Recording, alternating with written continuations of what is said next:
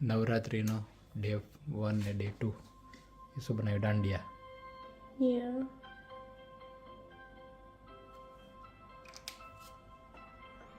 ઓક્ટોબરનું આખું કેલેન્ડર તૈયાર થઈ ગયું એમ.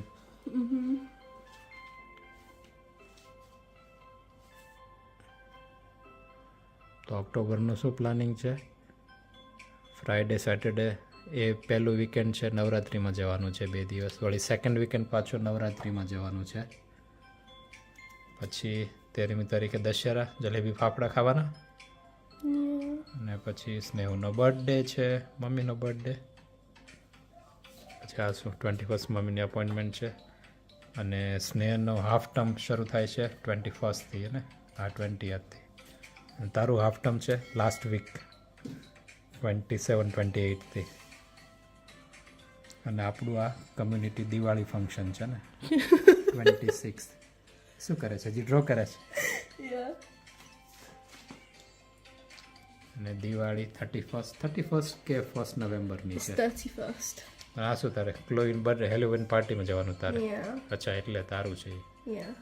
ઓકે, હજી તો અપડેટ થશે. અમારા ઓફિસની દિવાળી પાર્ટી છે on 30th. Same day as mine. ઓફિસની, હા, અમારા ઓફિસમાં છે. Okay. ચલો આ વીકેન્ડમાં ચાહતે એક આ સારું કામ કર્યું, ઓક્ટોબરનું કેલેન્ડર તૈયાર કરી નાખ્યું. Yeah. સરસ.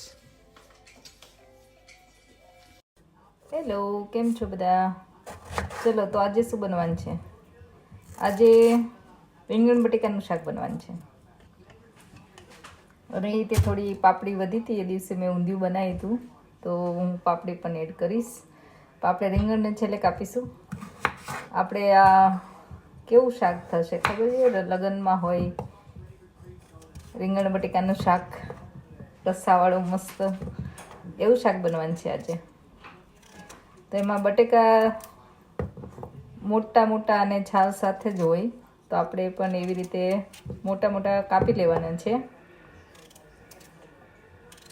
અને રીંગણ પછી આપણે થોડી વાર રહીને એડ કરવાનું છે, એટલે આપણે આમેય કાળું ન થઈ જાય, એટલે થોડી વાર રહીને જ કાપીશું. તો આજે બનશે રીંગણ બટેકાનું એવું રસાવાળું શાક. અને થેપલાનો લોટ પડ્યો છે થોડો, તો એ લોટ આપણે યુઝ કરીશું. એવી યલો કાઇન્ડ ઓફ મસાલા રોટલી બનશે. અને બસ આજે જમવાનું છે. તો ચલો, આ શાક આપણે કુકરમાં જ બનાવવાનું છે. ફટાફટ બની જાય છે અને સરસ બને છે. તો એના માટે ફર્સ્ટ આપણે થોડી રાઈ એડ કરીશું.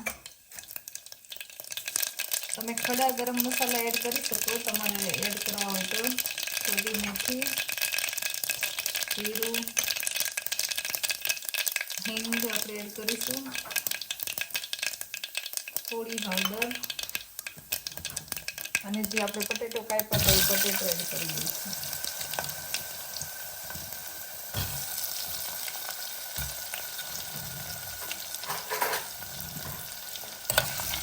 પટેટોને આપણે થોડી વાર સાતળવા દઈશું, કેમ કે રીંગણની સાથે પટેટોને ચડતા વધારે વાર લાગે અને રીંગણ ફટાફટ ચડી જાય.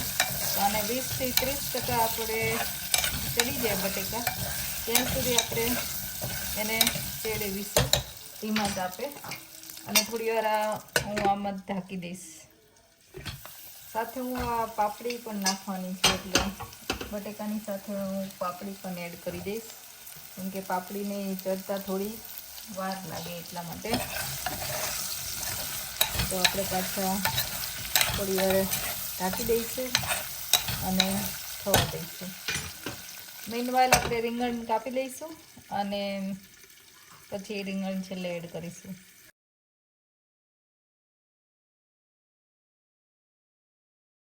તો જો હવે બટેકા 5-7 મિનિટ ઉપર થઈ ગયું છે, ચડી ગયા છે થોડા ઘણા. હવે આપણે એમાં ટમાટો એક એડ કરીશું અને રીંગણ એડ કરી દઈશું.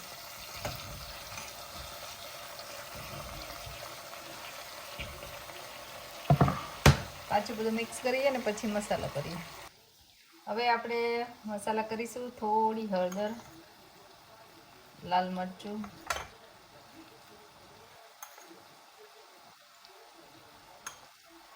દાણા જીરું પાવડર, સોલ્ટ એડ કરીશું,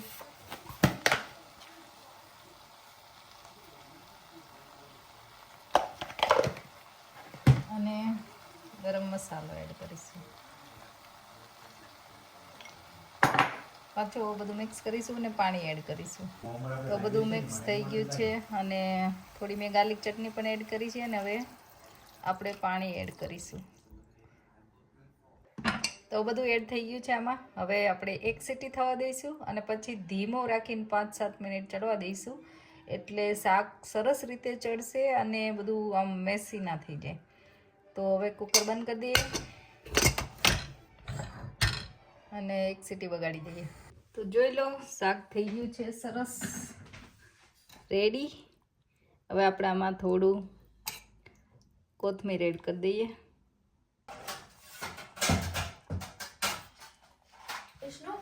તો આ સરસ થઈ ગયું છે રીંગણ બટેકાનું શાક રેડી.